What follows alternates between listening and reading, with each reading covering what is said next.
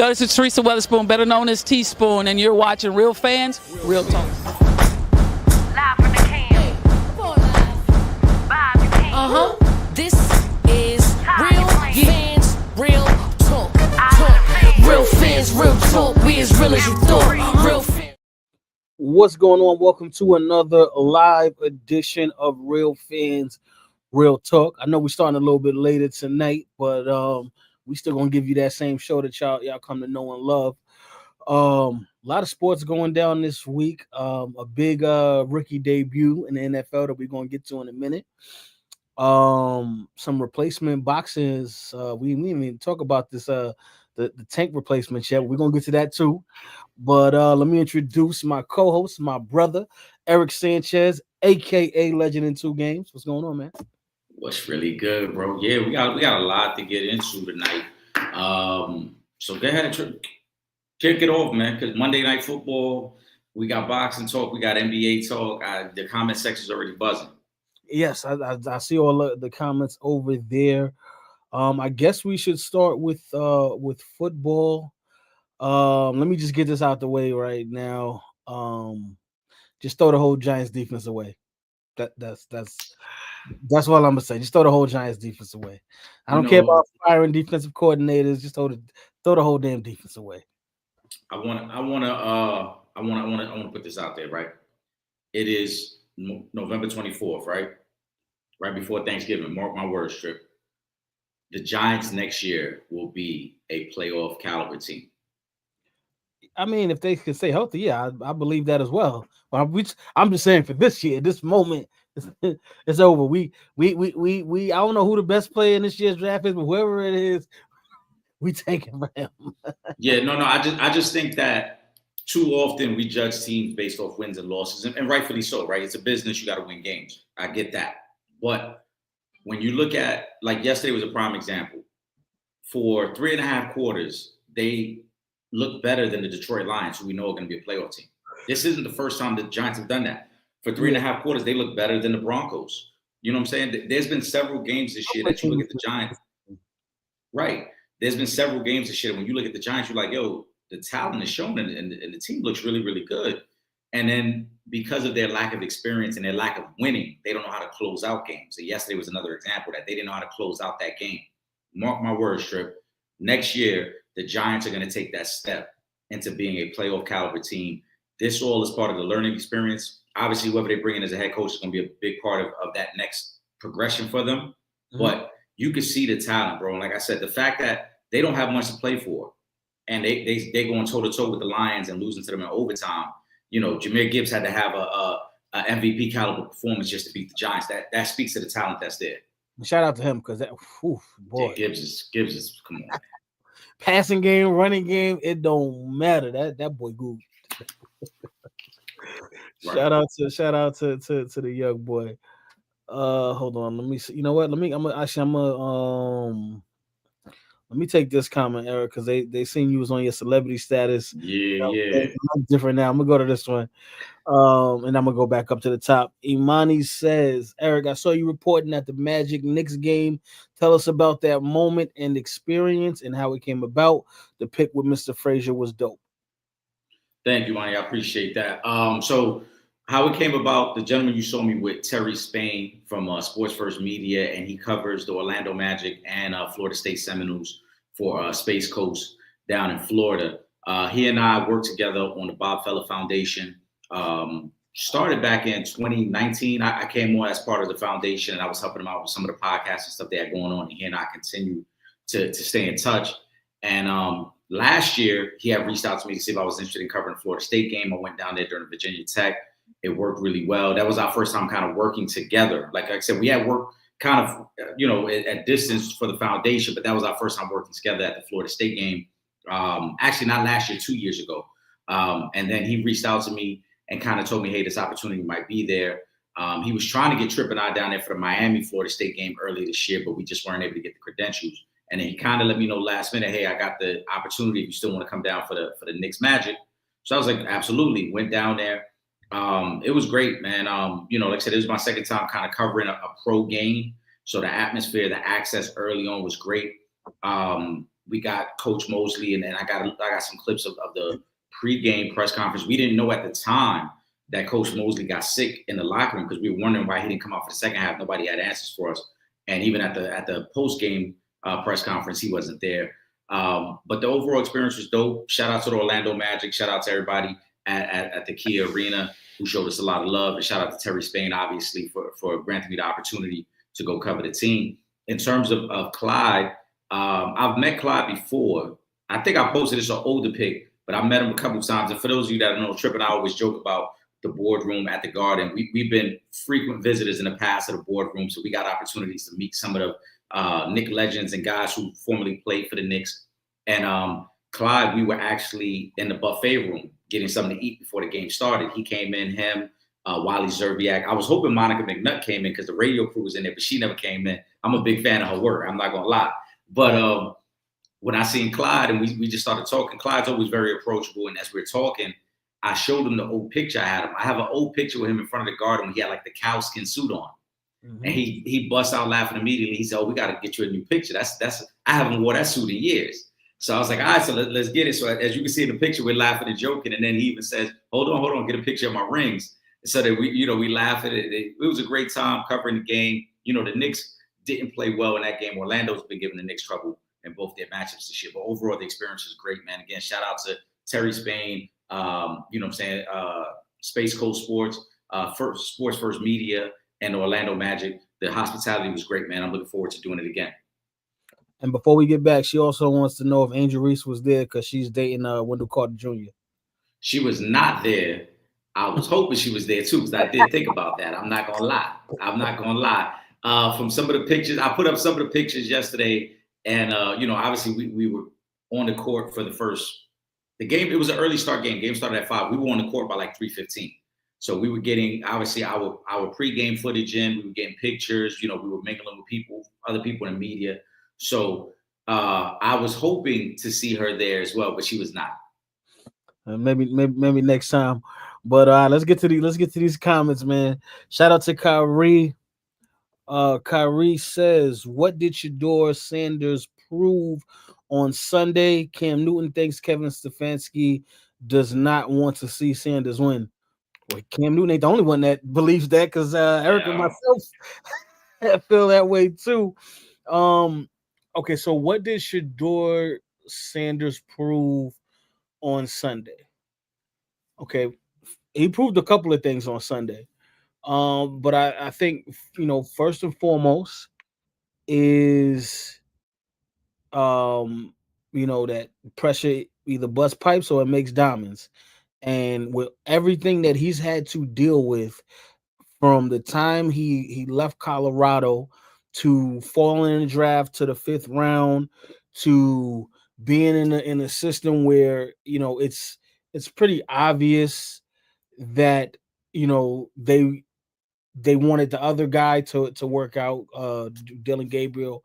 They wanted him to work out. So there's a lot that Shedeur has had to endure, in addition to just everything else that he has to endure just because his last name is Sanders. Yeah. So that's the first thing. He proved that all that pressure and all of that, he's built for this moment. He went in there and did what he had to do, got the job done, got the win. So that's one. He can deal with the pressure. 2, he showed that he is better than Dylan Gabriel. Now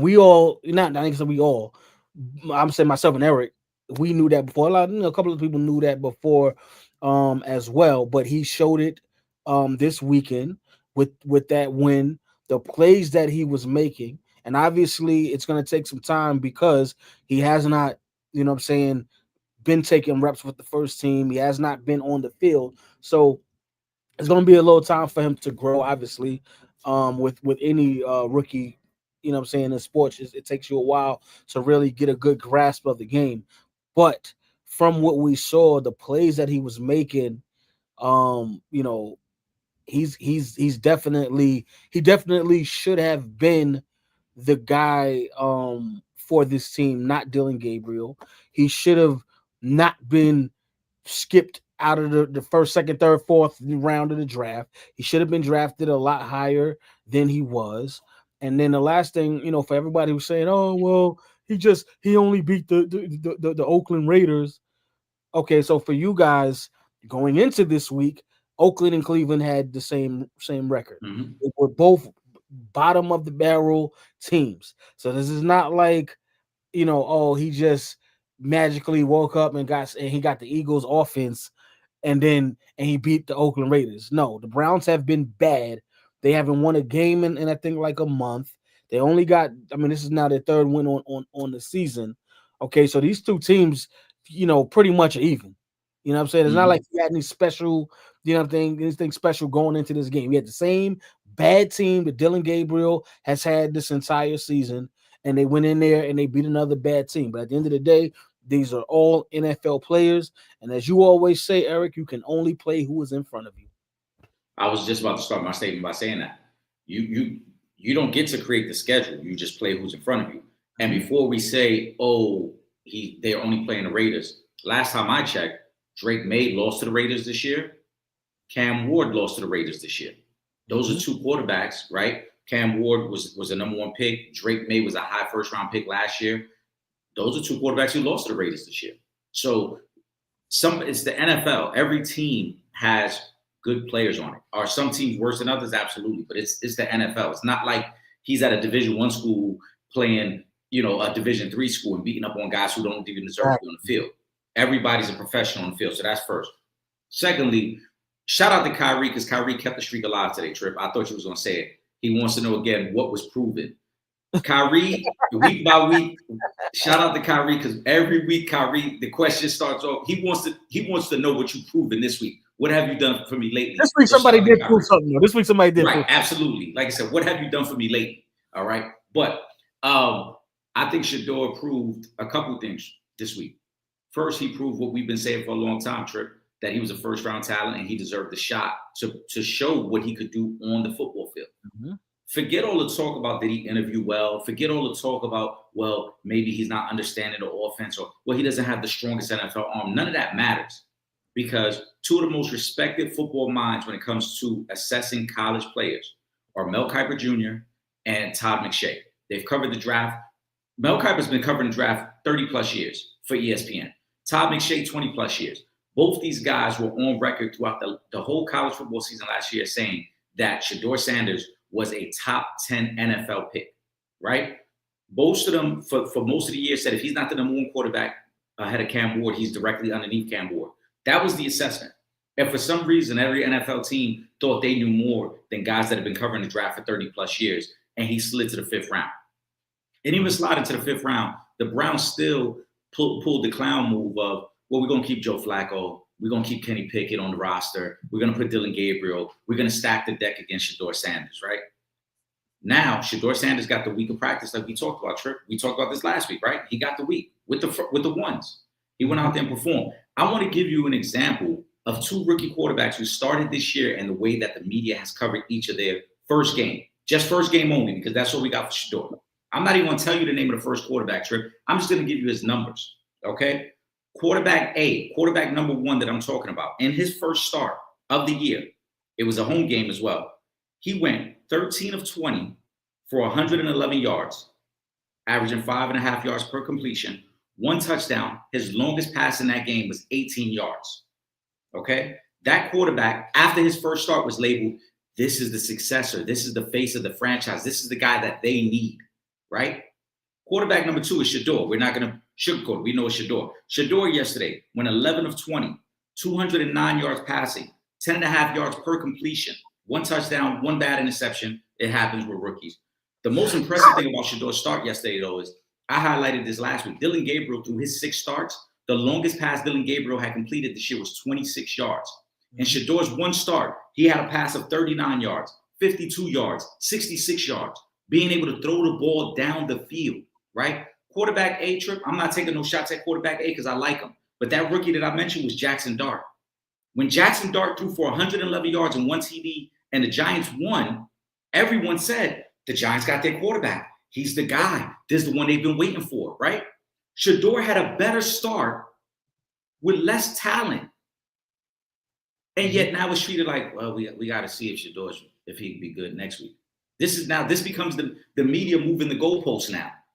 When Jackson Dart threw for 111 yards, we knew right away what he was. When Cam Ward threw 3 interceptions opening day, we still knew he was the franchise. But now, for some reason, when Shador has an efficient game, now it's like, it's the Raiders, though. It's the Raiders. What are we expecting? Well, what I expect is what I saw. Shador Sanders is by far a better quarterback than Dylan Gabriel. We saw it in college. Now we're seeing it in the NFL. Let's stop playing with the man's name. He is the best quarterback on the roster. He should get the reps again. Now, granted, Stefanski has already said, yes, he's starting next week against the 49ers. Mm-hmm. I'm telling y'all right now. And he didn't say that at first, though. Right. And the post-game press conference yesterday, you're absolutely correct. In the post-game press conference yesterday, he didn't confirm. But today he did come out and say, yes, Shador, even though Dylan Gabriel has cleared concussion protocol, he has said Shador is going to get all the reps with first team and Shador is going to stay. And today I got to give Stefanski this credit. Today he was very complimentary of Shador. He talked about the communication that he had with Shador on the field. He talked about the way Shador communicated with his teammates today. And he talked about the fact that Shador was able to do things in the offense that they hadn't been able to do yet. He didn't call out Dylan Gabriel, but he did say Shador's ability to get the ball down the field.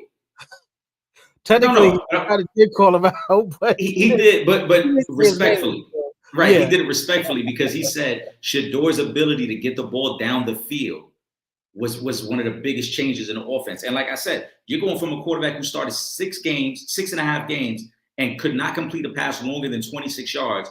And immediately Shador, after 1 week with this same offense, was throwing the ball down the field 50-plus yards multiple times in this game.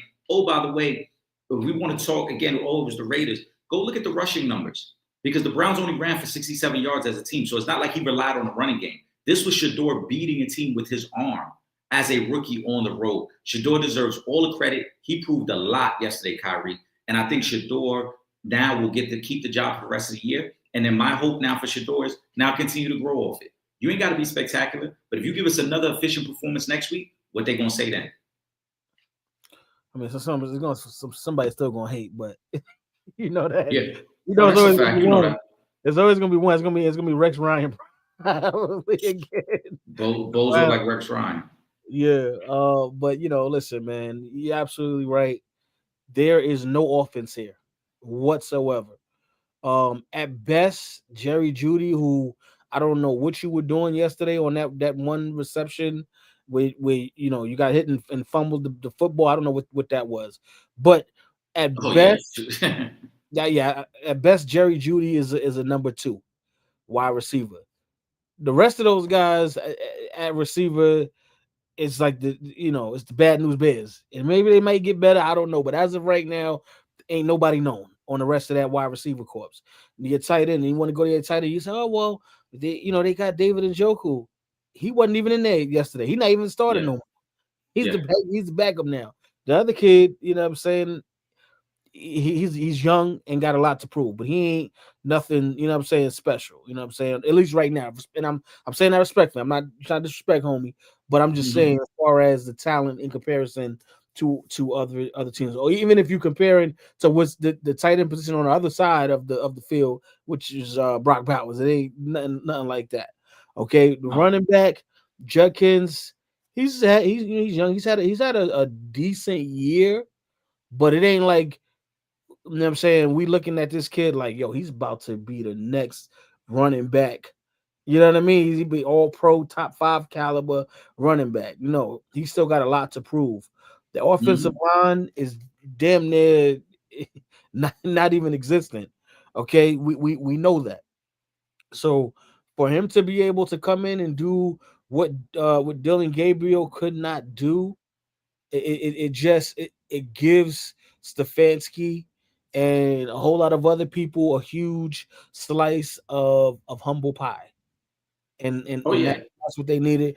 And I hope that this was the wake-up call that the organization needed, and they will now give Shador their full support and whatever else he needs to hurry and get him acclimated to playing in this league, playing at this pace, playing with this team.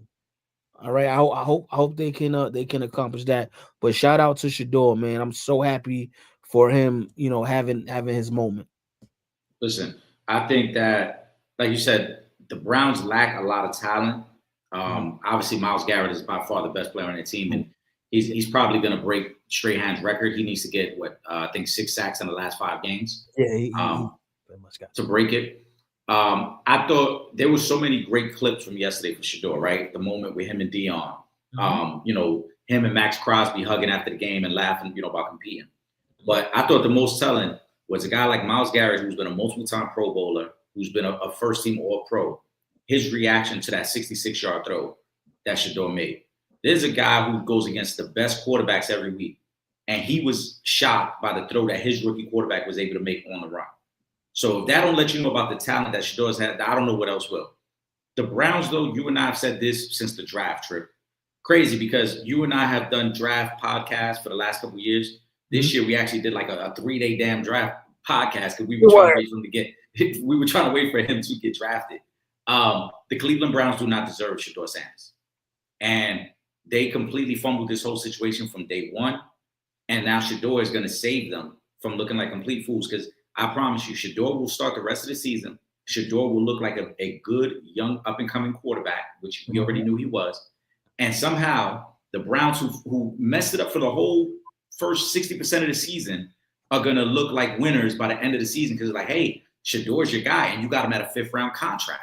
Yeah. When other teams are overpaying for quarterbacks, you got a good talent in the 5th round as your quarterback. So you got some time to get this thing right and to bring some guys in, because you ain't paying Shador damn near nothing. Right.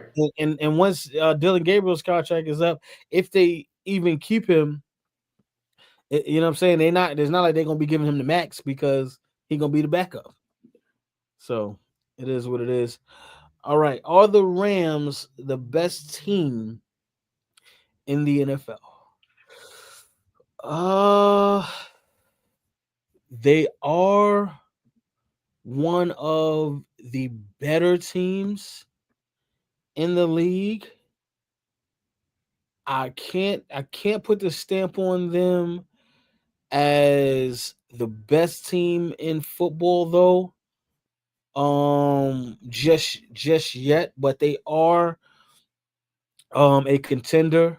I do think they can go on a deep run. They might have, if not the best, top 3, top 4, with their wide receiver corps, with the 2 receivers, with Puka and Devontae. So they might have that. They got a solid defense. I mean, if Aaron Donald was still playing, I might even say they're gonna be in the Super Bowl if he was still playing for that defense. He ain't too far removed from his playing days. But shout out to the Rams. I think they're having a really good season. I think they're surprising a lot of people, because I don't think too many people had them at 9-2 at this point in the season, at the beginning of the year. So I'm interested in seeing how they finish off this season. But I do think they are one of the better teams definitely in the NFC. If I was going to pick the best team, though, I probably would have to either go with the Patriots or the Colts right now. It's crazy you mentioned Aaron Donald, because I heard somebody on a podcast throw out the idea that with the Rams, ask Aaron Donald if he want to come back, because I think he would have to be on the roster by December 1st to be eligible for playoffs. And somebody floated the idea, because he was at the game yesterday. Somebody floated the idea, like, what if they just said then, hey, let us just put you on the roster? And if you feel like he keeps himself in game shape, and it's like, look, you don't have to play a whole season. Let's just put you on the roster, and now you take the next couple of weeks to just kind of get in game shape for the playoffs, right? So now that you say it, now it's making me wonder, like, damn, I wonder if there is maybe something to that. But he was out working. What was it? I forgot who it was. I think it was one of their maybe receivers. Him and Jared Verse have been working out the last couple of years. Yeah, and he's out working him in the workout. And he has not played in it was over a year now, right? A year and a half. It's been 2 seasons now, yeah. So, but Aaron Donald is a workout beast. Like I said, we're here Monday before Thanksgiving. As of today, I think the Rams are the best team in the NFL. And I appreciate you putting the Colts in that conversation, but the Colts yesterday fumbled an opportunity against the Chiefs. I thought Shane Steichen, I know somebody mentioned it, but Shane Steichen got too conservative, and the Colts should have delivered the death blow when they had the chance to. They gave Patrick Mahomes, we always say it, Patrick Mahomes is one of the greatest quarterbacks ever. You can't give him second life. And that's what the Colts did. The Patriots, it's going to get interesting because the Patriots do have the number 1 seed in the AFC, but they just lost their left tackle and their left guard. The report haven't come out on how severe the injuries are. If their line gets banged up, that's going to be an interesting situation for them. Yeah, that's nice. Because as we talked about, they're not elite at any one position. They're a great collective. Yep.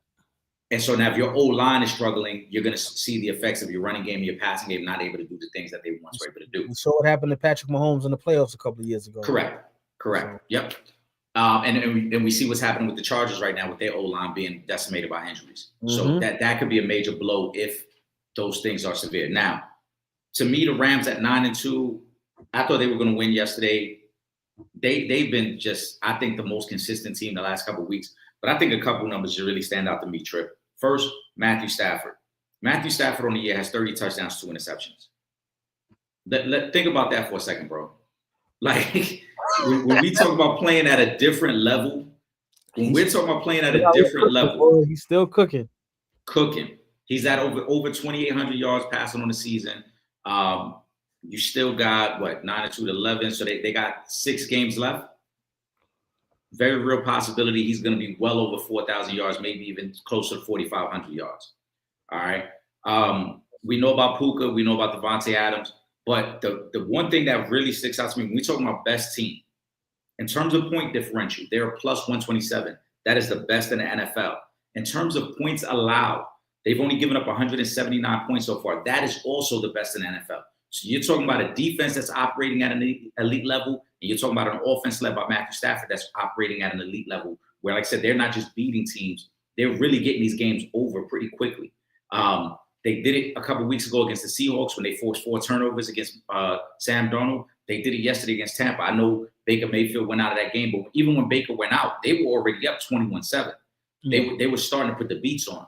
I think this team is really, really good. I said from preseason that I thought they were the biggest threats to stopping the Eagles repeat. And I think right now they are the best team in the NFC and in the NFL. And if they lock down number 1 seed and they don't have to worry about going outdoors and they get that bye week, then they become even tougher to beat. Because I think with that little bit of rest, that could elevate them over any other team in the NFC.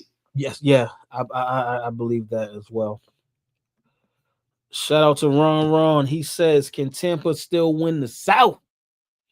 I believe so. For 2 reasons. One, you just mentioned the Baker injury. He dodged a bullet. It's not something too crazy, so he may miss a couple of weeks. But he should be fine to finish the season off. So that's the first reason. And the second reason is it's the NFC South, which is kind of like the Wild Wild West of the bad division teams. So everybody's got a chance in the NFC South at this point. I'm surprised, and I know I'm sure a lot of people are surprised that Carolina is playing as well as they are playing. But yeah, this is the NFC South. This division, I'm trying to think the last time they really had a team where, probably, I guess when, Brady was probably the last time, but then before that, it probably was Drew Brees playing for the Saints, where they really had a legitimate team in the division. But it's the South. Anything's possible in the NFC South. Tonight's game will be interesting if the Panthers can find a way to win. I think the Buccaneers can still win the division. Yeah, I think that the Bucs can still win the division. They're 6-5, but the injuries are really what's catching up to them. Like you said, Baker might be out a week or 2. Mike Evans still isn't back. They just got Chris Godwin back. They don't have Bucky Irvin back yet. Yep. So you're in a tough spot right now. Their next 6 games trip to end the season. Who's their back? Teddy Bridgewater. My man Teddy B. All right. Crazy part about Teddy Bridgewater, he was just coaching high school football a couple months ago. I was about to say, because I didn't even realize. Yeah. So shout out to Teddy for staying ready. But They ready to again. Yeah. I don't want to get too excited about it because again, he was coaching up 10th and 11th graders a couple months ago, and now you in the NFL game. But the next 6 games, Trip, if they're 6-5, how many wins you think they need to win the division? Maybe 3 more, 9 wins. Yeah, I'd probably say it's gonna be a 9-win team that wins this game. All right. So this is their last 6 games. The next 3 are all at home. They get the Cardinals at home. They should win that. They get the Saints at home. They should win that. They get the Falcons at home. Falcons are very beatable. So this is the Buccaneers schedule or the Panthers schedule? This is the Buccaneers. Okay. So even if they don't win all 3, if they win 2 out of those 3, they're in great shape. The last 3 weeks of the season is where it gets interesting because 2 of their last 3 games are against the Panthers. So it kind of looks like this division is going to come down to the last day of the season. So you need the last game of the season. Yeah, with the healthy Baker, that would be at home against the Panthers. So again, their last 6, you got Cardinals, you got Saints, you got Falcons, you got at Carolina, at Miami against the Dolphins, and then home for Carolina. Crazy thing is, if this team is healthy, I would say they'd run the table. If they were healthy, yes, I think so. If they were healthy, I think they're better than all those teams. But with Baker missing probably the next week or 2, you got to wonder, can you win both those games without him? Again, you don't know if you get Mike Evans back. Bucky Irving, there's been hints that he's supposed to come back, but it hasn't happened yet. So they got to just get healthy. If they get healthy, I think they win 9, maybe 10 games, and they win the division. So I still think they can win the division, but it's going to be tougher than it looked a couple of weeks ago when they were really rolling offensively, and it looked like they were going to run away with the division. Yeah, that's the price, man. Of injuries start to add up, boy. Shout out to Squeezy. He says Cowboys come back to stun the Eagles, keep their playoff hopes alive. I mean, great game for the Cowboys. The reason I didn't bet on this game was because I felt like the Cowboys would win this game, but I was still nervous because the Cowboys have been really bad a lot of times this season. But they were incredible in this game versus the Eagles. They completely shut Saquon Barkley down. They could not move the football, run the football. Now I do want to say this because I was talking about this. Well, actually, I want to say 2 things because for all the Eagles fans out there that I know, including everybody's favorite Make-A-Wish kid, Eagles fan, Gilly. It got quiet. It was real quiet yesterday. After that comeback. So that's why I just wanted to get that out the way. But in all seriousness though, there's gonna be a problem now with the Eagles organization because we've talked a lot this season about AJ Brown and his issues and trying putting the pride aside for the win and whatever and him wanting his numbers and his targets and this and that. Now you got your targets, you got over 100 yards receiving, you got a touchdown in this game, and y'all lost. So I want to see where this goes now, because if the Eagles decide we about to get right back to the ground game and refocus his offense on the running game like we should have been doing no matter what, because that's what got us here. That's what got us back to a Super Bowl. That's what got us a championship, was us being able to rely on the running game. You had your opportunity, you got your big game, and the team loses. So now, I really want to see where this thing goes, because if they go in next week, let's say, and AJ Brown gets 3 targets and finishes with 35 yards, but the Eagles win the game, it's going to be a hard sell to be like, well, we need to be trying to force the football to you every game. Somebody asked us last week if the way the Eagles were winning was sustainable. And I said then I didn't think it was sustainable because there's too many times where the Eagles go too cold offensively. And I highlighted, like I said, the previous 2 wins, Yeah, the defense looked good. The defense found a way to hold on and win those games against the Lions, and the week before that was against Green Bay. But then when you play a team that can actually put up some points, we know Dallas has been one of the better offenses all year. This is the type of pressure that a team like Dallas can put on you. And that's not to say Dallas is better than Philly, but even down 21-0, you knew Dallas was going to still put up some points, right? Their offense is too good. They're going to end up having 2 1,000-yard receivers on that team. And the Eagles, for probably the fourth or fifth time this year, went scoreless in the second half of the game. And that is a major, major problem if you are a Super Bowl contender. You can't rely on the fact that, we had a good first half and our defense will lock it down. The NFL and the teams are too good to think you're just going to shut a team out just because you're up in that game. Especially a team like Dallas, who they're probably more comfortable losing anyway because they want to throw the ball. Dak Prescott, they want to air it out anyway. So being down, to me, the most surprising thing, and this is why I've said for several weeks in a row, and I said it even before the season started, that I wasn't going to judge Jerry Jones purely off of the trade. It looks like Dallas actually has a plan defensively. Because like you said, they shut down Saquon, right? Well, why did they shut down Saquon? Because they have 2 elite defensive tackles now that are clogging up too much space in the middle of that defense with Quentin Williams and Kenny Clark, right? So now to run the ball against them, which is what Jerry has always said, we need to be better at stopping the run. Now it's very difficult to run on Dallas now. It's very difficult to get that part of the game, and which now fits into what Matt Eberflus as the defensive coordinator wants to do. They can sit in a bunch of zone coverages now because you're not a threat to run the ball on us. You have to throw into our zones. The Eagles, I think, have a lot of issues. I think the Eagles are going to be fool's gold for most of the rest of the season. We're giving the Eagles credit because of what they did last year and the fact that they've been to 2 Super Bowls with Jalen Hurts. But this offense, Saquon, at some point we got to call it this. Saquon has not looked good all year, Trip. A.J. Brown and Devontae Smith have not got separation from cornerbacks the way they did last year. Every week, the Eagles look like they are grinding out victories. Come playoff time, when the offenses are better and the quarterbacks are better, the Eagles are going to have a lot of trouble. And don't be surprised when the Eagles get upset in the playoffs. Because right now, I just don't see a team in the Eagles that are a Super Bowl caliber team.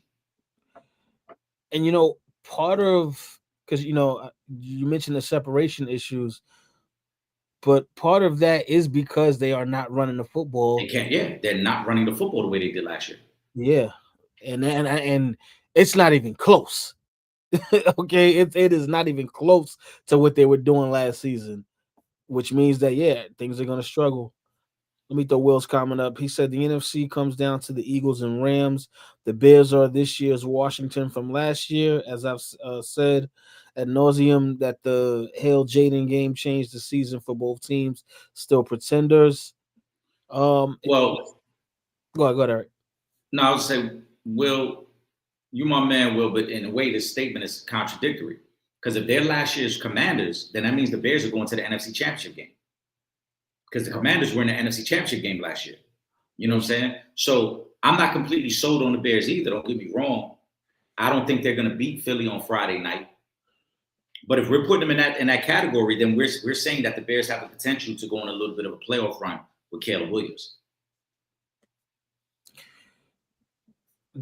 So do you give the Bears a chance to beat Philly? I do. Because everything I said. You think the Eagles ultimately win, or I think the Eagles will win. I wouldn't be surprised if the Eagles win this game the way they've won most of their games this year with their defense making plays, and their offense maybe making 3 or 4 big plays but not being consistent. But all year, this is who the Eagles have been. And we talked about it. It started on opening night, Trip. Remember, they had 21 points at the half against the Cowboys. They scored 3 points the rest of the game. Yep. Yeah. It showed again yesterday. They had 21 points at the half. They didn't score the rest of the game. They look back to the Broncos game, how the Broncos came back and beat them. A lot of these games look at the Giant game when the Giants beat them. A lot of these games are the Eagles look good for the first half. And for people that may not pay attention to the intricacies of football, most of the first half is really scripted offense. Those are normally like the 30 to 40 plays that you've worked on all week. And so the team is really comfortable in those plays. But the moment that you got to start making adjustments, which is really halftime adjustments and on, the Eagles have not looked good. So I don't know if that just goes to Nick Sirianni not making the right adjustments. I don't know if that goes to the players just not feeling comfortable in the play calling. But for whatever reason, there's been a trend all season with the Eagles that they start pretty solid and they fade as the game goes on. That's why I think the Bears will hang tough with them. I don't think the Bears will beat them, but I would not be surprised if that comes down to a final possession type game. Yeah. So, all right. So let me take Squeezy's question. Did the Eagles get exposed? Absolutely. I think the Eagles have been exposed. We're giving them credit based off of what they did last year, because what we do too often is that we don't want to discount a team winning a championship, right? We don't want to count them out because, again, you're still the champion. No matter what, like we just don't want to count nobody out. Right. You're still the champion until proven otherwise. And I just think, especially when your team is healthy.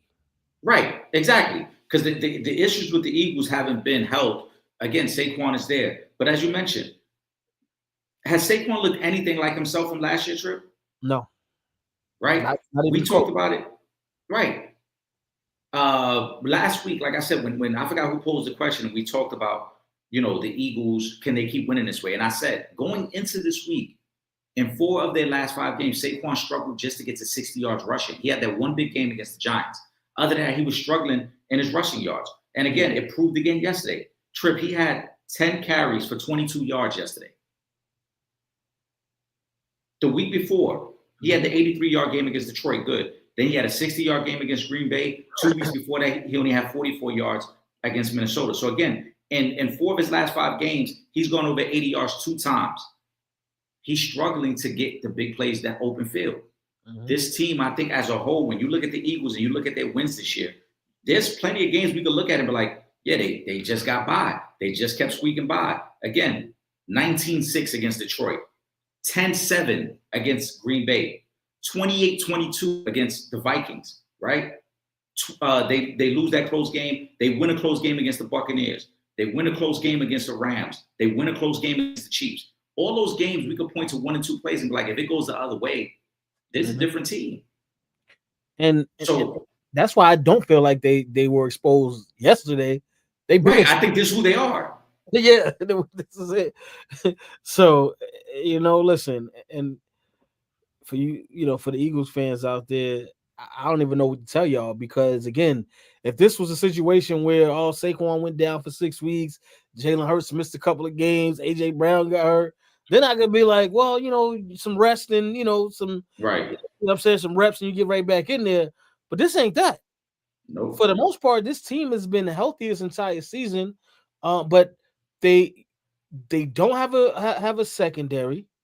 Okay, they brought in Jair Alexander from the Ravens, and then he went and retired. Not that he was doing much for the Ravens anyway when he was with Baltimore this year. So you didn't even really improve your secondary, with that trade. And they brought over the other cornerback from the Jets as well. But the defense, man, this ain't the Eagles defense from last year. I don't know, what they can even do at this point, but I don't feel like the Eagles get to a Super Bowl this year.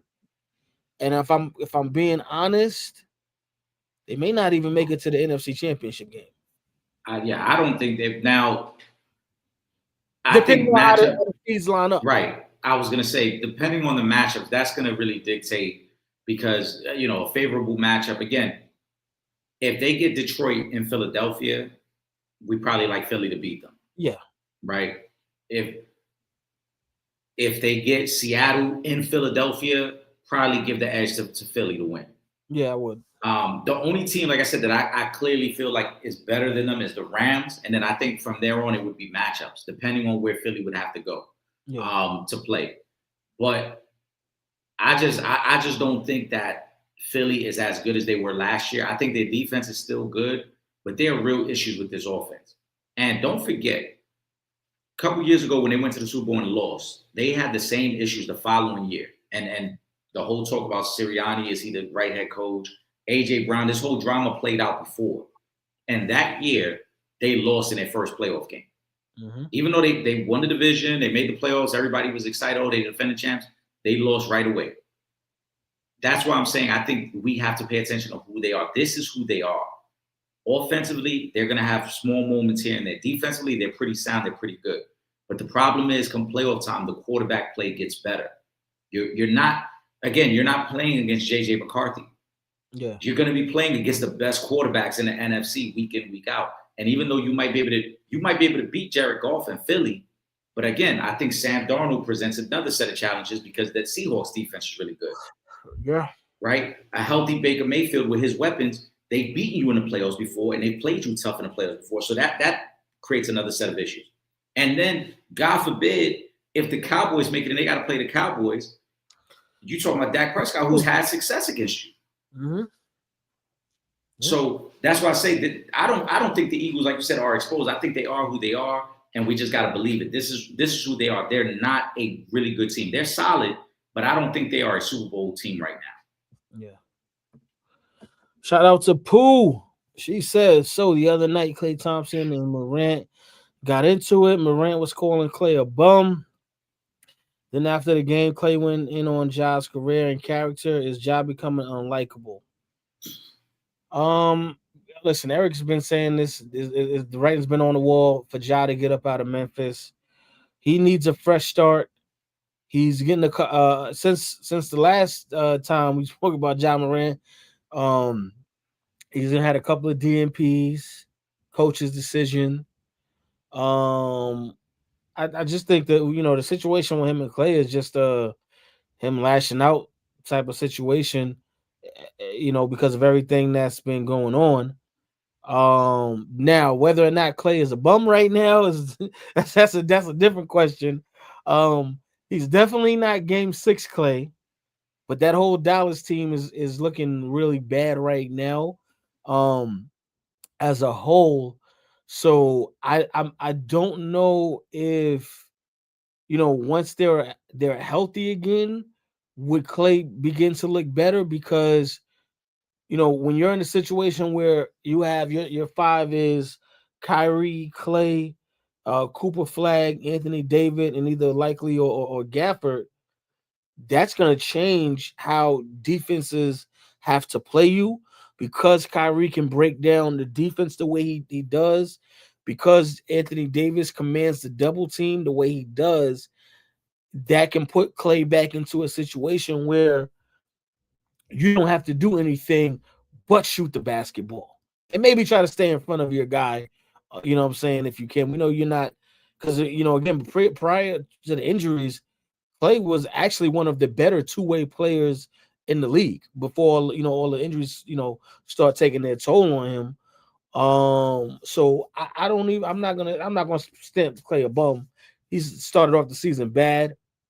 I gotta see how they do once everyone is healthy and back.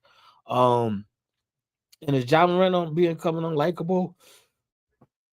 You take the good with the bad. People gonna like him. People gonna like you. People gonna hate you. You know what I mean? Like I don't think if you're a fan of Ja Morant, that didn't stop you from being a fan of Ja Morant.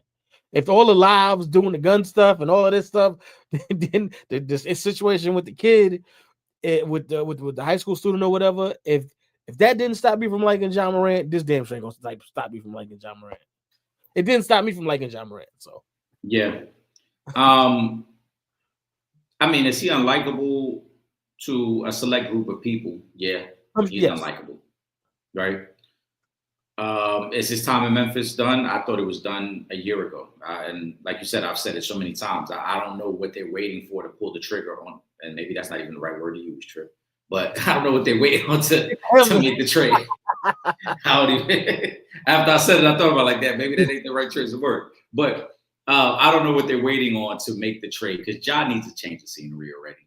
But in terms of that interaction the other night, Ja wants the attention of I guess upper echelon teams that have won so bad. Remember, Ja's the one who made the comment about we ain't worried about nobody in the West, right? Yeah. Ja's the one who they had back and forth words with the Warriors, and that famous clip of Klay Thompson pointing at his ring finger is against Memphis. Yeah. So this has been an ongoing thing. But for me, Ja, you're not even playing tonight, and you making comments, and you trying to go back and forth with players. Bro, get healthy, get on the court. Yeah. Because it's been very underwhelming the last couple of years. You haven't done much, and you haven't really lived up to the hype per se. You came into the league strong. Them first 3 years were very good. Since then, you've fallen off. So for you to take shots at, you could call Clay a bum all you want. At this point in his career, maybe Clay is a bum. But Clay still accomplished more than you've accomplished in the NBA. And Clay overall, like I said, was at his peak probably a better player. Because again, two-way Clay was an elite defensive player as well as one of the best shooters in the game. Ja's more explosive. He's more athletic. But if you're telling me who was a two-way player, right, he was never a two-way player. And you nenever contributed what Klay Thompson has contributed on the court. So how can you call a man a bum when you never was at that level? Yeah. That to me, that's what's corny, but that's the internet. That's now, if he said you washed up now, I'm like, all right, yeah, all right, fair. That's a fair assessment. Let me. Will says Ja needs to go for sure, but how many contending teams want him? His style of play, personality, and immaturity can wreck a locker room, and winners don't want that energy / distraction. See you in DC, my guy. That's why Eric and I were talking, and Eric, you were talking about him going to Brooklyn. Yeah, because he's going to need a start where they can they're rebuilding, not to where he's got to come in and you got to try to get him to mesh with the guys in the locker room after everything that's done transpired over these last couple of years. And he's coming in where I'm that guy. I don't care who, you know what I'm saying? If he goes to a team that's not a playoff team, maybe, middle of the pack to a bad team, he can just kind of come in and really just be him. Yeah, I mean, like I said, I answered that question. But, right, I answered that question as you was reading it. No contending team wants Ja Morant because he's not a contending player. If he was a quality guy, I mean, not individual off the court, but quality player on the court that can help you contend, Memphis would be contending right now. Would they not?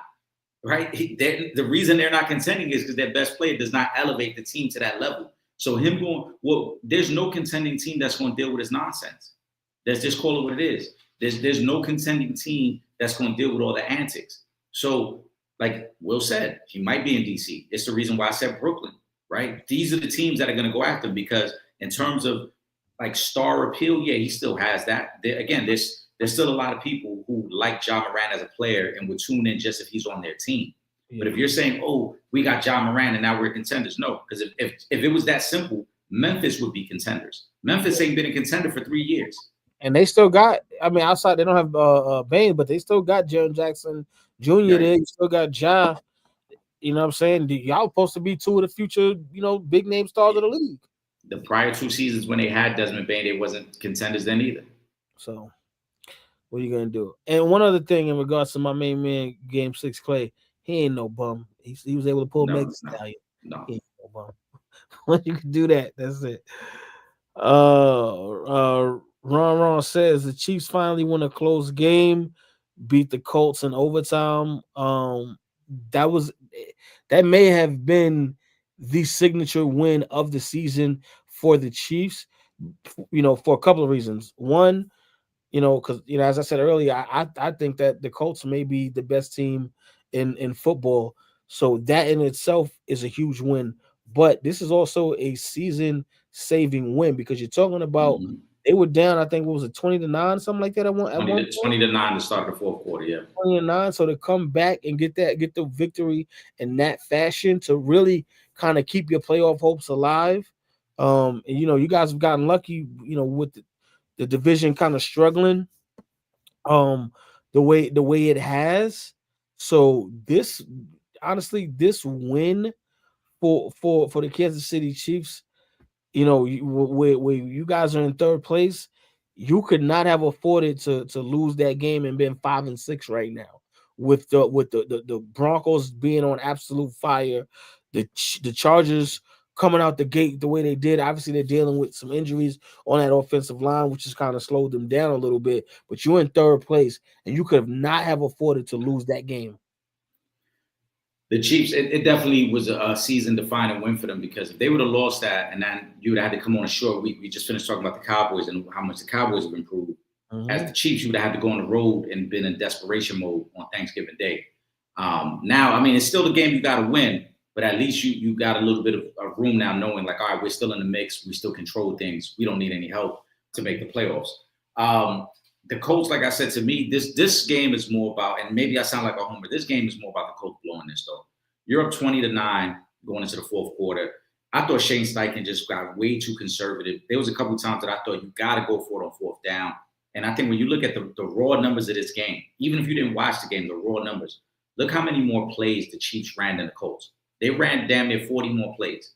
The time of possession was completely lopsided in this game, right? The Chiefs were able to control the ball. And one of the things I talked about last week when I forgot who mentioned it, but when they talked about Mahomes and is Mahomes to blame for the struggles? And I said, no, it's the lack of a running game. They weren't running the ball. Well, guess what they did yesterday, Trip? They ran the ball 35 times, right? They stuck with the run even when it wasn't working at times yesterday. And they played ball control offense. If you're the Colts, shout out to Greenmont. Shout out to Clyde Edwards-Helaire, who came off the practice squad to play yesterday because Pacheco was a late scratch. And Clyde Edwards-Helaire, I thought, gave him good snaps yesterday and pass protection and spot run opportunities. But first round draft pick a couple years ago. But I also say shout out to him because 2 years ago, it was reported that he was dealing with some mental health issues. And the Chiefs stuck by him and allowed him to kind of get himself together. And like you said, yes, he was a first round pick. But we know in this business, teams will walk away from you really quickly. The Chiefs stuck by his side to help him through it. So shout out to the Chiefs on that as well. But I thought for the Colts, it's a bad loss, but it's also one that you can learn from because the Chiefs, I think, showed yesterday, if you're going to beat the Colts in the playoffs, you're going to have to do it the way the Chiefs did yesterday. You're going to have to play ball control offense, keep the Colts offense off the field, and slow down the game. And the Chiefs were able to do that, and that's why I thought Shane Steichen needed to be more aggressive late in that game. That defense was tired. That defense had been on the field a lot, and that defense had made some great plays, a couple of goal line stops where they held the Chiefs to field goals. At some point, you got to understand, hey, the defense has been on the field a lot. Our offense is supposed to be our strength. Go win that game with your offense. I thought Lou Anarumo, the defense coordinator, did a great job. We saw what the two corners could do yesterday because I thought they did a really good job. Rashid Rice didn't get going until late in that game, but across the board, Worthy wasn't beating them down the field. There wasn't really big plays for the Chiefs. They really had to dink and dunk their way down the field. But that ball control offense is what killed the Colts yesterday. And for the Chiefs, if they win on Thursday, then we talk about a team that might be back. They might be back. Well, can we before we take this next time, can we shout out my Baltimore Ravens running off 5 straight right now to take that division lead? Shout out to my guys. Yep, they back in the mix too. Please keep Lamar healthy, please. I don't know if this is Lamar Jackson here that wrote this comment, but shout out to Lamar. He says, "Are the Bears about to be exposed?" No, I don't think so. And the reason why I don't think they're going to be exposed is because I think this is going to be another close game with the Philadelphia Eagles. That's why I don't think they're going to. This is not a situation where I'm like, oh, well, the Bears has been Philly this whole season. This ain't nothing. The Eagles about to come in and beat them by 30. No, I think this is going to be a close game that's going to come down to the wire. Yeah. I think the Bears have benefited from a weaker schedule. I talked earlier about plus minus. Even though the Bears are 8-3, they're -3 in points. You know what I'm saying? Like they haven't really been putting teams away. It's been a lot of last second field goals like you saw yesterday, like what happened against the Giants, last second game winners. So do I think they get exposed? No, I don't think the Eagles will dominate them. But I do expect the Bears to lose. I would say probably the Eagles win anywhere in the range from like 7 to 10 points. So it'll be a competitive game, but I think the Eagles just have more talent than them, and the Eagles will find a way to win that game. Yeah.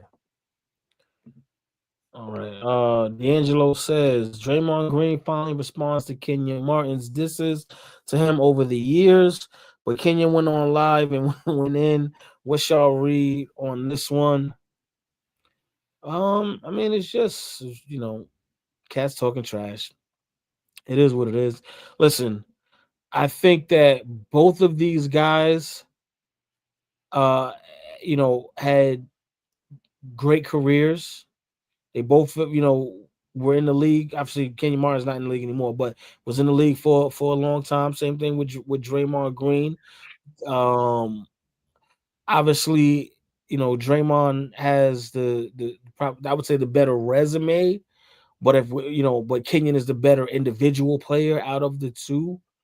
So whatever, they going back and forth. Like I said, I don't care about that, the back and forth, as long as they don't turn into nothing outside of the dialogue back and forth. I'm fine with it. I said from jump, I thought it was kind of whack of Kenyon Martin. The most recent comments, anyway. He's made comments before where he said, "Oh, I can list 200 guys better than Draymond." Like, then when he came out with the list, and I heard some of the guys that was on the list that he claims, like, bro, stop. Yeah, but nah, a lot of them dudes wasn't. Now they may be over the course of the NBA, but the guys he was naming ain't them. Come on, stop, bro. We gotta like. I just don't understand sometimes. We criticize guys when they're not winners. We criticize guys when they don't want to buy into their role. And then when Draymond buys into his role, now he's a bum for buying into his role. Like we're not going to act like Draymond has not won multiple Defense Player of the Year awards. We're not going to act like Draymond hasn't been first team all defense several times. We're not going to act like Draymond Green, for people that may not remember, right? It's known as the Kyrie Irving shot in Game 7. Go back and look at Draymond's numbers from that Game 7 against the Cavaliers, right? When Draymond needed to be good offensively, Draymond was good offensively when he needed to be. But that was not his role. His role was to play defense and facilitate offense and kind of be the glue guy for their team. Now, Draymond could have easily played on a team that was not as good as the Warriors and probably averaged 16 points a night and have better offensive numbers, but then he would never won anything. Yeah. He bought into his role. And I think, like I said, Kenyon Martin taking them type of attacks is like, bro, which one is it? Are you mad at the guy for being a part of a winning organization? You mad at the guy because his career as a whole was better than your career? And I thought what Draymond said was very true. Kenyon Martin was great coming out of college. Kenyon Martin was the number 1 pick. But Kenyon Martin never was a guy who impacted winning because the Nets didn't become good until Jason Kidd got there. Yeah. When Jason Kidd got there, then they became a playoff team and went to the finals. Prior to Jason Kidd, Kenyon Martin was not impacting winning. Kenyon Martin wasn't helping them make runs into the NBA finals. On the flip side, just a good player. On the flip side, Draymond may have been the missing piece that really helped elevate the Warriors. Because, yeah, we know about Steph and Clay and how great they were. But the fact that Draymond, who could play undersized center and guard all the positions, that's what created the lineup of depth. That's what allowed them to keep all the shooters and knowing, yo, Draymond can handle anybody on any pick and roll switch and any defensive assignment. So I 1,000% agree with Draymond Green here. Kenyon Martin to me comes across somebody who's hating and is mad that his career did not go the same way that he wanted it to go. Again, because he was the number 1 pick. He even said something recently when he was trying to get on Nick Young about, you was never a number 1 option on your team. You ain't never shoot 2 for 16 in the NBA Finals. Like, bro, what? You bragging about a game where you shot 2 for 16 in the NBA Finals? Because you took 16 shots, you bragging about that? Yeah, that was. I didn't get that one. I mean, again, even though Nick Young had a worse career than both of them, there was still like I didn't understand that analogy you was trying to use. Yeah. Let me pull up this one. D'Angelo said, to me, Green is talking about career, and Martin is talking about being a tough guy. Well, again, Draymond had the better career. Now, let's say if the roles were reversed and Draymond had to be the best guy on their team, would he have the same resume? Probably not. But we can only go by what he has, and that's the resume that he has. Now, whether he's a fake tough guy or not, that's something different. That I would probably agree with because I really think he only messed with Europeans and light skinned dudes. So maybe he might be a fake tough guy. Maybe he is. But listen, if that's the case, right, then the same could be said about Kenyon Martin because there's a viral clip when him and Tim Thomas got into it, and they both were in New York because Tim Thomas was on the Knicks and Kenyon was on the Nets. And Tim Thomas not only called him fugazi and said he faked tough on the court, and he said if he got a problem with that, he could see me. We both in New York. So why didn't that ever escalate then? Like, I don't know. I don't think Kenyon Martin is fake tough though. I will say no, I'm not. No, listen. Whether he's real tough, fake tough, right? But my point is, right. This is another example of damned if you do, damned if you don't. Kenyon Martin made that statement after Draymond Green got into it with a fan. Now, if Draymond Green would have crashed out and put his hands on that fan, oh my goodness, right? Then Kenyon Martin would have criticized him. You big dummy, you idiot, you just blew your career, right? But because Draymond didn't do that, oh, you a fake tough guy. So which one is it, bro? Like you want the man to crash out for the sake of your approval? Yeah. When right, like. Come on, like you really trying to pump fake somebody out their spot just so you can make a point. So again, it's damned if you do, damned if you don't. Or in terms of NBA, everybody's a fake tough guy because ain't nobody really trying to fight. Yeah. Will says the divide between Kmart and Draymond is each one's definition of toughness. Draymond, in his own mind, is a goon. Kmart thinks he's a whole. He thinks he would have put Green on his ass without fail. Well, I will say this: if they had played against each other and got into it, I would say Kenya Martin probably would. You know what I'm saying? Be, I guess, the victor in that situation. But I mean, I don't know, man. It's a tough one because listen. Draymond does what he needs to do for his team to win, and whether he's fake tough or not, the results speak for themselves. I like Kenya Martin as a player, and I respect what he's doing in the media space. But I'm gonna keep using that example. I saw him face to face with Tim Thomas, and nothing happened. Yeah. And in the same regard, right after the game, Tim Thomas made the statement. You can look it up on YouTube. And Tim Thomas said, "We both in New York. If he want to see me, he can see me." And nothing ever escalated. So that's a prime example of ain't nobody really trying to fight on the court. Yeah. If that's how Kenyon feel, cool. Well, unless Charles Oakley was definitely trying to fight him. Right. Oh, but that's also a different era too. And that era, Cats actually fought. Right. Yeah. Cats actually fought on the court, and then just kept playing after. But all this talk to me from Kenyon and from a lot of people is a lot of jealousy for the success that Draymond has had, because a lot of people view Draymond as like, oh, you was just on that team, so you able to say you a champion. You were just on that team. Cool, but that's a lot of guys though. A lot of guys in the NBA might have just been on the right situation. Yeah. To me, that's just a lot of guys. Yeah, that's a lot of guys. So yeah, you can't be mad at that. Let me see here. Kyrie says, Mike Brown, what's y'all thoughts on his job early with the Knicks? What's different in styles from Tibbs? Well, the main thing is he's not running cats to death.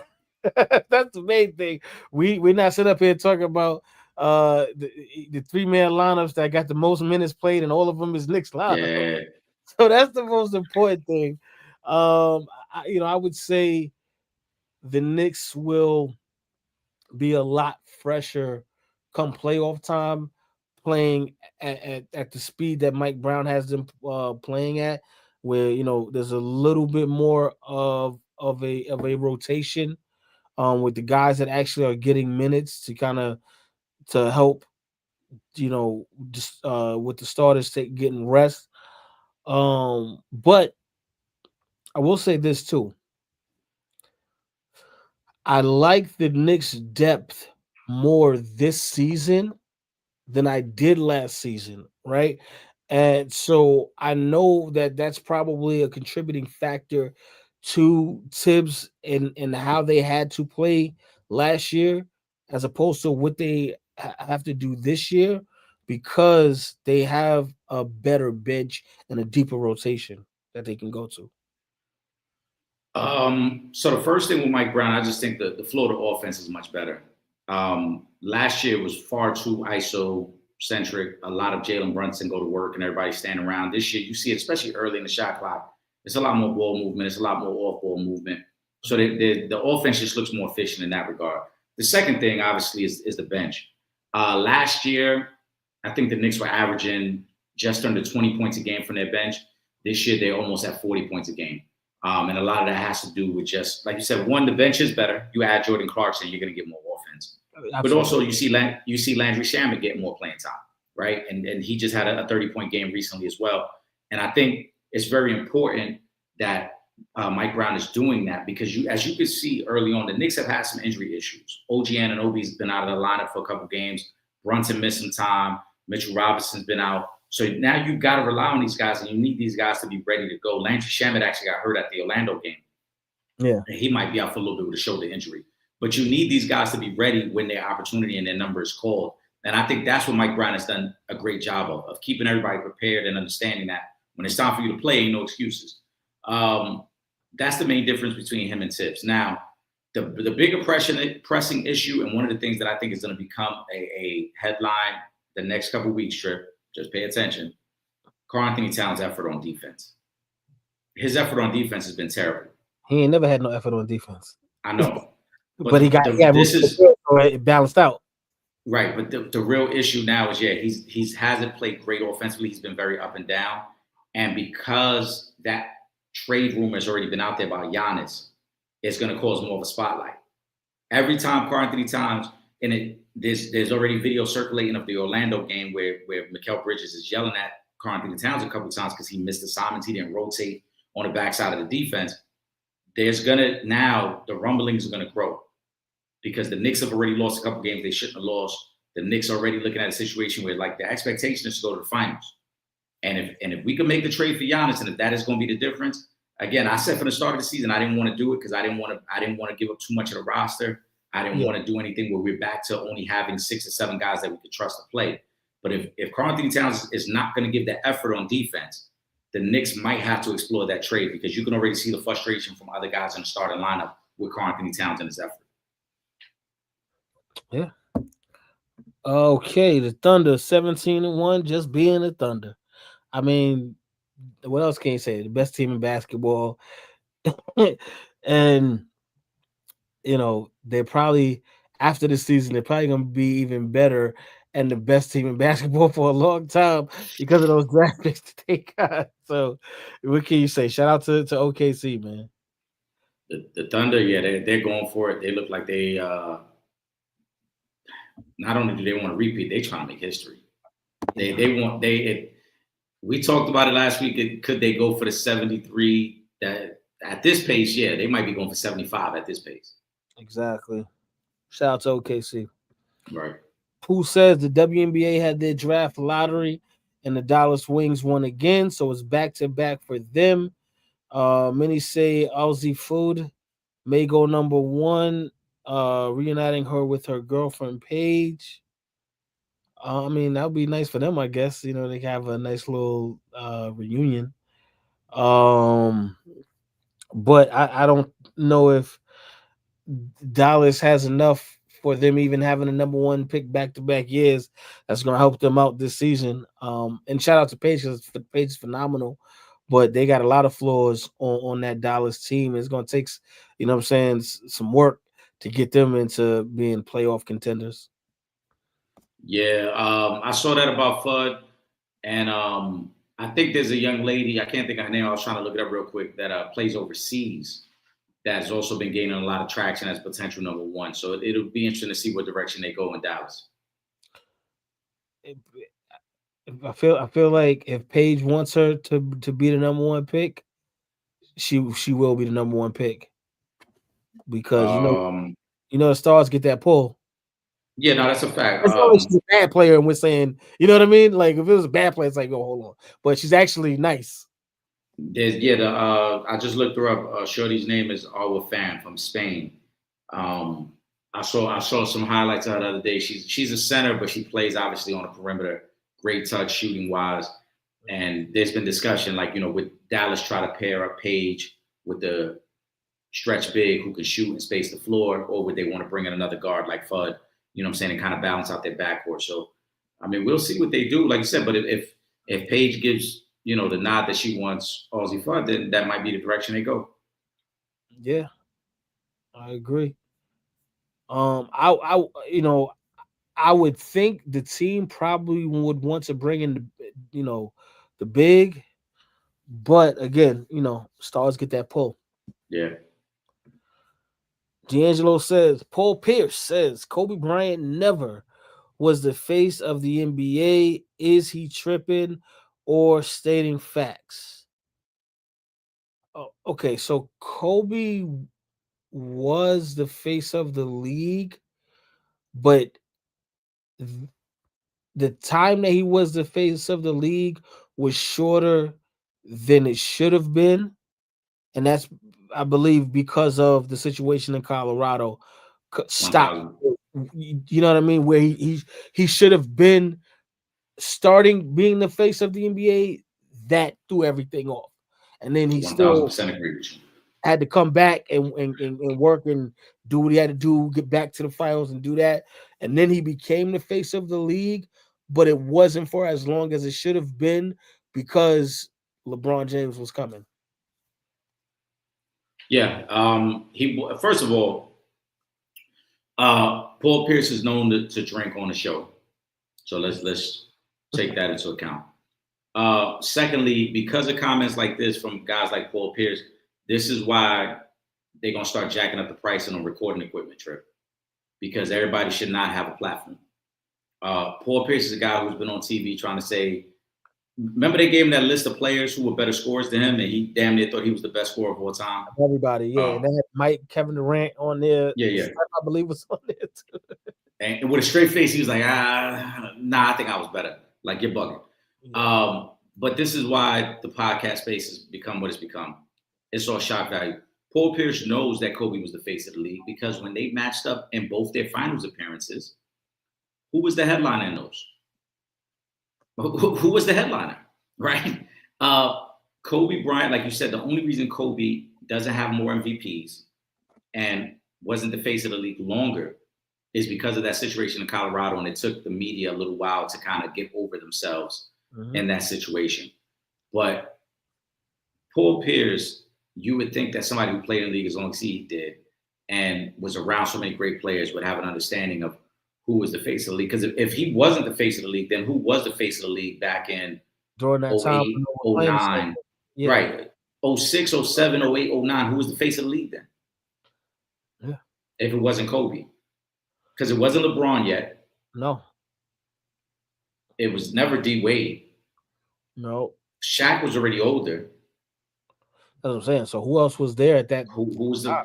Because Tim Duncan, as great as Tim was never labeled the face of the league. No, he wasn't, and he is the greatest who was the face of all time. But right. So it's Paul Pierce. I got an ongoing feud with Paul Pierce. So it is. It is what it is. I mean, but it'd be goofy stuff like that, bro. Like, come on, man. How you gonna say he was never the face of the NBA? Like, what? Paul Pierce being Paul Pierce. Shout out to my guy Hoop Central. He says the Detroit Pistons are 14-2. Are they legit? Legit? Could they scare the Knicks in a 7-game series? I think they are regular season legit. Playoff time, I think they just won legit. they still got some things to prove. Can they compete with the Knicks? Yeah, but ultimately, come playoff time, the Knicks are going to be at their best. I don't think they beat the Knicks in a 7-game series. So I can't say they're legit playoff team. I think they're legit. I do think they can put a scare in the Knicks because they put a scare in the Knicks last year. They went 6 games. But I stand on the opinion I've had of Detroit all season. And their issue isn't the talent on the team, it's their coach. I don't believe J.B. Bickerstaff is an elite level head coach. He's a good head coach. He can win you some games. He showed that in Cleveland. He's showing it in Detroit right now. But I've also, as a Knicks fan, had my team go against his team 2 times. Once in that New York Cleveland series where we beat them in 5, and then last year where the Knicks beat the Pistons in 6. In last year's series, you look back, the Pistons had the lead in a lot of those games. Yeah. The real difference is that J.B. Bickerstaff never made the proper adjustments to close out those games and take advantage of matchups. And that's why I don't think JB is a guy who can elevate them to that next level. I think they're going to have a good regular season, but don't be surprised if come playoff time, they get beat in the first or the second round by a team who has a better head coach. That to me is the Achilles heel of the Detroit Pistons right now. Good young team, don't have a really good head coach though. What's the deal with Bryce James at Arizona? He hasn't played yet. Wasn't he the better of Bron's kids? Well, just because he's the better of Bron's kids don't mean you're a top player or that you're going to get minutes as a freshman. You know what I'm saying? I don't know why he hasn't been playing. So I can't say, but I mean, he's good enough to get recruited there. You know what I mean? So, I mean, give it some time. He's just a freshman. Like, wasn't he the better of Bron's kids is a wild statement. Like, I didn't know that goes into the scouting report. Like, oh yeah, he's the better Bron kid. He should play. But I think what's going on in Arizona, and I don't like this for Bryce James because this smells of entitlement. Why are you trying to leave Arizona so quick? You gotta embrace the grind. Pause. It is what it is. You're a freshman. Historically, freshmen don't just come in and get whatever minutes they want. You gotta prove that you're worthy of those minutes. And the fact that Bryce is already talking about transferring, I think it's super whack. And I think I would love for this opportunity, and they will never say it publicly, but I would love this would be a moment where Bron can say to him, no, you're gonna have to stick it out at least for the year. Now, at the end of this year, if you don't like the coaching staff or you feel they treated you unfairly, that's different. But the season just started a month ago. And you're already upset about playing time. Like, this just speaks of entitlement. And I don't like this for Bryce James. I think Bryce James is a talented young man. But sometimes you got to be willing to just go through the grind and understand, yo, it's cool. This is my role for right now. And then as time goes on, things will get better.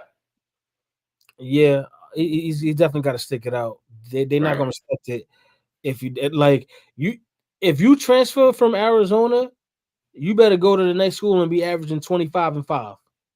And I don't think that's going to happen. So,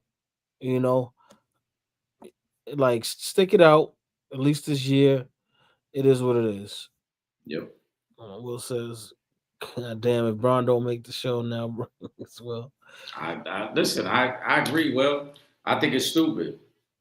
And I just want to throw that up there. He said Kobe was the MVP in the face of the league the year Boston won in 08. Right. He was sour grapes 1 point. Yeah, agreed. All right, let me go to this one.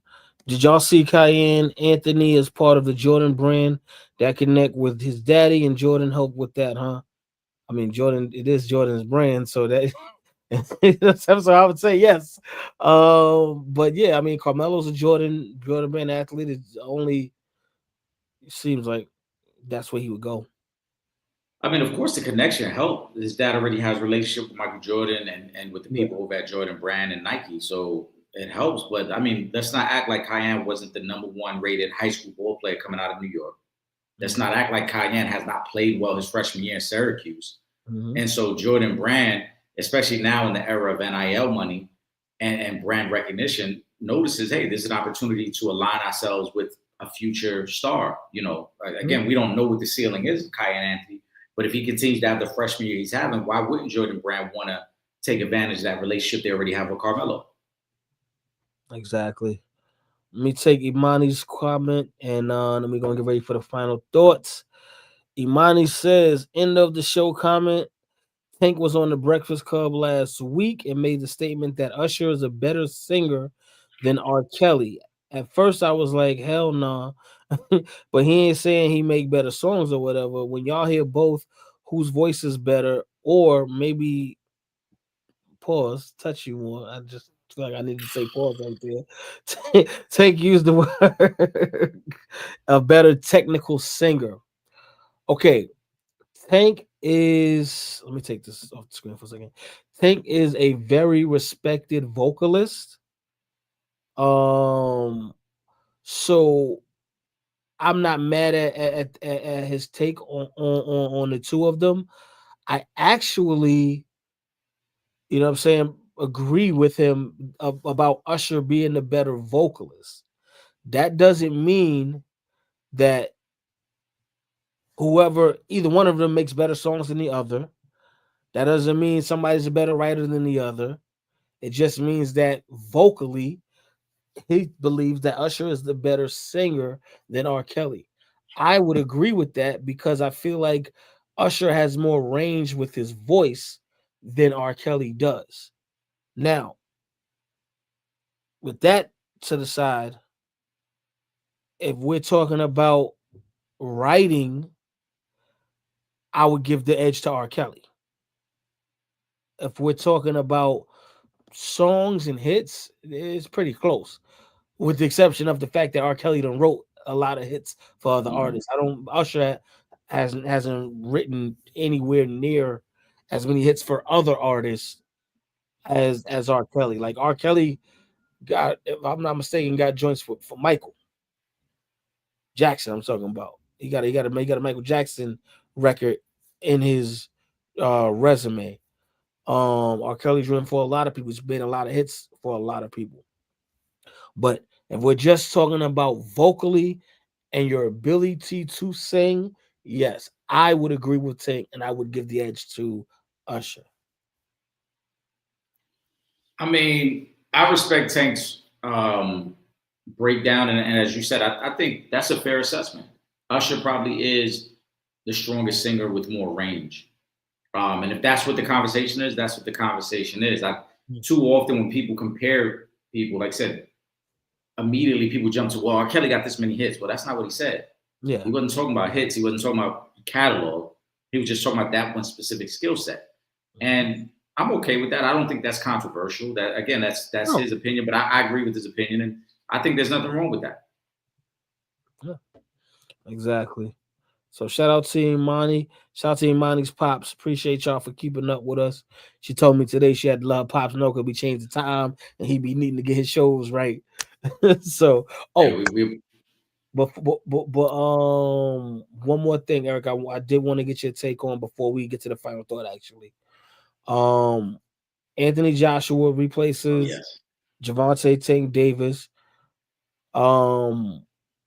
Seeing these guys at the weigh-in, at the face-off, whatever, Anthony Joshua looks like you see how like in a lot of Jake Paul's fight, he looked like he's you know what I'm saying, like this is now the reverse of that.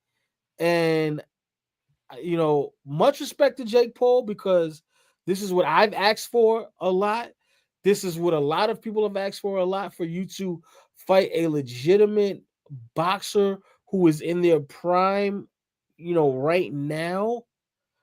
So I give you all the respect in the world for that, but I think this thing is going to get ugly. Unless the fix is in, I think this thing is going to get ugly. I do not, in nowhere on God's green earth, do I believe that Jake Paul can keep up with Anthony Joshua. I'll say this first and foremost. I think that Jake Paul, controversial figure, however you feel about him, you're gonna, like I said, you're gonna like that he's taking a fight, or you're gonna not like that he's taking a fight, no matter what. I always said from jump that I thought the Tank Davis fight was going to be super tough to get sanctioned because it was too much weight in between them. Mm-hmm. This fight is going to get sanctioned, and that's why they've been able to come to terms much faster, because Jake Paul naturally is already around 200 pounds. And if you're fighting at a heavyweight division, there is no limit on the top end of that. We saw that, remember, when Tyson Fury and Wilder fought, where they could be a 40-pound gap difference. It don't matter in the heavyweight division. So this fight is going to get sanctioned. I personally think that Jake Paul feels like Anthony Joshua is damaged goods. There's been rumblings from multiple people that are much closer to the sport than we are that have said Anthony Joshua was never the same after Andy Ruiz knocked him out and beat him. A lot of people have said he's never been the same. And I think Jake Paul's viewing it as like, look, he's more experienced than me. Yes, he's a bigger fighter than me. But if I put enough pressure on him, maybe he'll crack. That's what I think. Now, do I think Jake Paul's going to win? I don't think Jake Paul's going to win. But I'm going to be honest with you, Trip, and I told you this in text. I don't think it's going to be as lopsided as everybody thinks. Because, again, I think we're giving Anthony Joshua more credit because of his name. But you look at Anthony Joshua's fights over the last 5-6 years, Anthony Joshua has not been good. And in name recognition and in stature, when you look at him, it's like, oh, yeah, this is a big guy. But like most big guys who lack skill, they get hit once or twice, they change. So I want to see if Jake Paul can survive 2 rounds with Anthony Joshua. I want to see how Anthony Joshua responds. I'm going to be honest. That's how I think it's going to play. I think it's going to go to distance. I think Anthony Joshua will beat him just because, again, he's the more skilled boxer. He's has more ring experience than Jake Paul, and there's no way that Jake Paul should be able to outbox him. But I would not be surprised if Jake Paul really tries to pressure him, thinking like, I'm going to test your jaw. I'm going to see if you are the guy you once were, or if you're just more of a name at this point. But if you look at Anthony Joshua's resume since Andy Ruiz beat him, and even in that rematch against Andy Ruiz, he ran. He did not want to engage Andy Ruiz. And I think Jake Paul and his people probably looked at it and say, yo, this is a prime opportunity to probably take advantage of a guy who really isn't 100% invested in the fight. Yeah, but that's gonna be a mistake for them to do that. Because even when you say, okay, he's not the same fighter after he fought Anthony Ruiz, right? Mm-hmm. He went 6-3 after that. That one, and then two, not being the same fighter versus other highly skilled top level talent fighters, and then Jake Paul is two different things. No, So I listen. They not going in with that mentality, thinking there's about to be some cakewalk. No. I never said that. Not you. I never said. No. I'm not saying you. I'm saying I hope Jake Paul and his team aren't thinking that, because I don't think they view it as a cakewalk either. I don't think they view it as like, oh, we just gonna. And I don't mean that cakewalk in essence. I just mean that yeah, he hasn't looked good, so I can get one up on him like that. And you go with that mentality.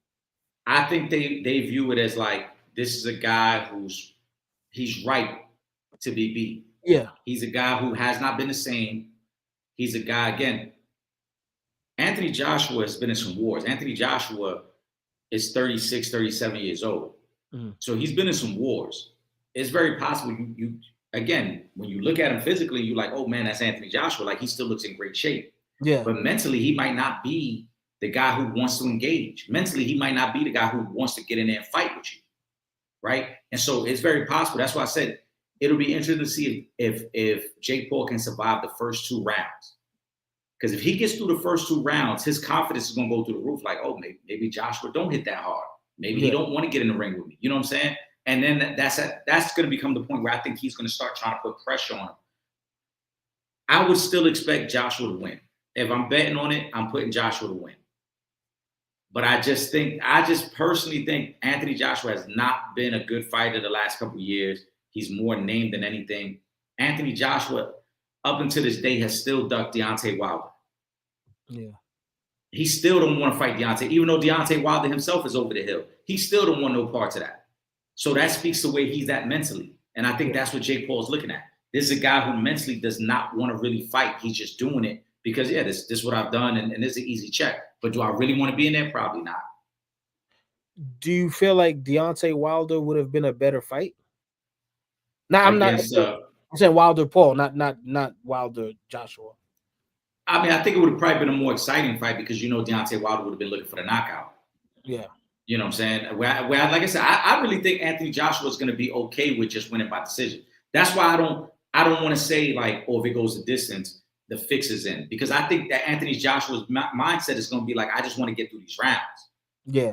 I really don't think Anthony Joshua's going to go in there looking with the killer instinct. So don't be surprised when they fight if Anthony Joshua is just picking his shots and moving around. I don't think he's going to have the killer instinct to be like, I'm going to try to put this dude away. If he was fighting Deontay Wilder, even though Wilder's over the hill as well, I think Wilder would be like, I'm looking to knock his head off, because that's just Wilder's, his style. That's his style. He don't know. That's what I'm saying. Wilder don't know no other way. It's like, I'm trying to knock you out. Yeah. I don't think Anthony Joshua's coming in with that mindset. Facts. And there was something interesting that Jake Paul said, and I think it could happen too. He said that when they were searching for the replacement, he threw out a couple big names, that Crawford said he was willing to fight him, but Crawford wanted to do it next year. Yeah. And I think some of that is because Crawford and Canelo, there's been talks that they're probably going to get it on one more time. Before, okay. So it's possible that Crawford... Next 2 big paydays. Right. Yeah. It's possible that Crawford and his team probably already know, like, hey, we're going to negotiate the rematch with Canelo. But maybe after we're done with that, maybe towards the end of 2026, maybe a year from now, Crawford and Paul for the big payday happens. If I felt like you don't want to step in the ring with Anthony Joshua, you damn sure don't want to step in the ring. Well, Crawford, that's different. That's what I'm saying. I think Crawford would embarrass him. Yeah, Crawford would embarrass him. I 1,000% agree with that. Ain't no, I'm trying to go the distance and just get the win. Crawford is going to embarrass him. Yeah, there's no doubt about that. Crawford would embarrass him. I know that. We all know that. But that's why I don't view this the same way. That's why when the name of Anthony Joshua is more of that. It's a name. Yeah. Anthony Joshua to me don't have the killer instinct no more. So if Anthony Joshua go through 8-10 rounds and they just box it to death, cool. And he'll be more than okay with that. Yeah. All right, Eric, give us a final thought, man. As always, shout out to the supporters. You guys were great tonight. Comment section was buzzing. As of right now, we are intending to record on Wednesday night. But Trip, I was gonna tell you off air, same way I told Will. If anything changes, because I know with the holiday, just let me know. We'll push it back. But as of right now, we're intending to record 7:30 on Wednesday. If we don't, though, I want to say right now, happy Thanksgiving, everybody. And I want to say right here on air, I'm thankful for my brothers, Trip Young, Will Gordon, man.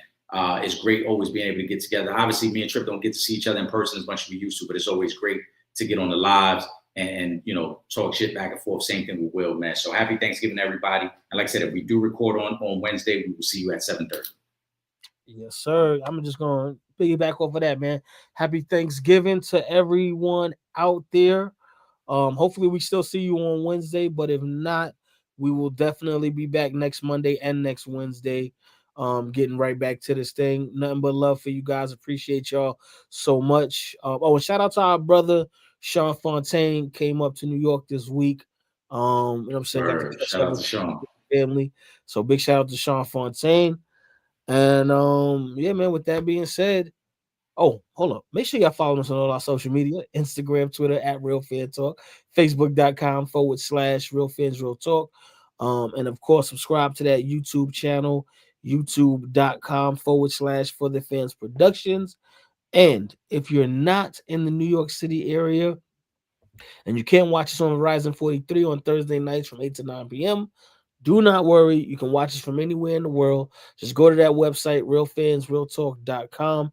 Click that red button on the homepage and watch from wherever you are on the planet. I don't know if you're underwater, you could still do it. But if you're anything I'm sure above there's a way. if you're above sea level, you're definitely good. With that being said, though, for myself, Trip Young, for my brother, my co-host, Eric Sanchez, aka Legend in Two Games, we up out of here. Peace.